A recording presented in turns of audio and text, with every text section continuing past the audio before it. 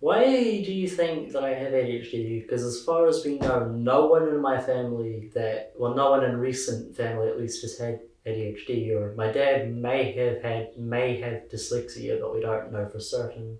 But other than that, no one in my family has had any like mental things. Is it possible? Is it most likely just a genetic mutation or something, or is it something that could hide in generations for many centuries? Oh, you know quite a lot of stuff.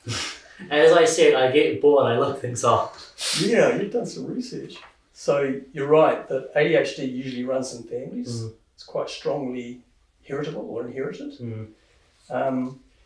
But we not infrequently see young people in the clinic who the appearance, as far as we can see, nobody's had ADHD. And, the common understanding at the moment is that about 75% of your chances of having ADHD are due to genetic kind of factors. But there are a whole lot of tiny little genes, often just normal genes, that combine to make it more likely or not for you. And so it doesn't always mean someone in your family has had ADHD. But if you have, if you've got a dad with ADHD or a mum with ADHD, about 1 in 4 of their children would be expected to have ADHD. So not everyone's going to get it, but it does raise your chances a lot. But there's no single main gene. It's just sort of how the egg and sperm get together and how it kind of works for you. Apart from genes, there are a couple of other causes. So they're mostly things that occur really early in life during pregnancy. So things like alcohol in pregnancy is not great.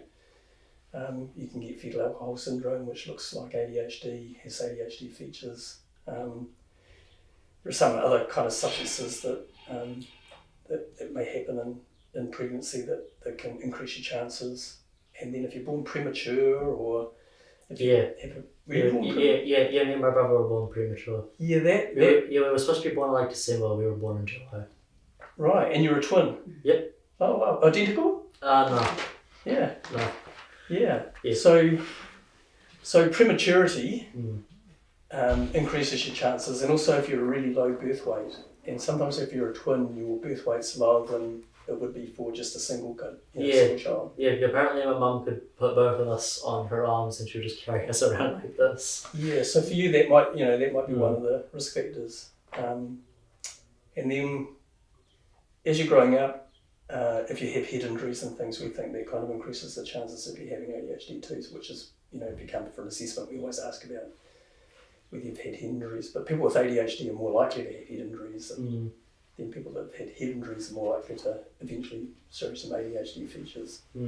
Yeah, but for you it sounds like maybe, born premature and a twin and fairly low birth weight, that's probably a factor. Yeah. Do the signs of ADHD change over time? Like for now, currently I've got hyperactivity, loudness, a bunch of energy, but also creativeness and pretty intelligent. But could some of those signs change over time? Yeah, absolutely. Yeah. So if you look at 4 to 5 year old boys in particular, they almost all of them are really busy and quite impulsive, and when they get to school at 5, 6, some of them don't look too ready.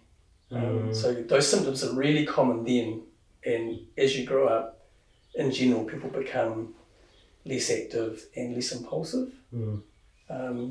So for people with ADHD, those things tend to improve over time, and we can't really tell who's going to improve at what point. By the time you get to be an adult, we kind of expect about half of people not to have significant ADHD symptoms, or not to have impairment from symptoms that they might have. But the symptom that kind of is most persistent is inattention or difficulties with concentration, or organisation or forgetfulness, those sort of symptoms, they often continue, more strongly than active and impulsive symptoms. So your kind of busy excitableness, that may well improve. That's good. Yeah, but some of the inattention, can be a bit persistent. But for some people, not. Yeah.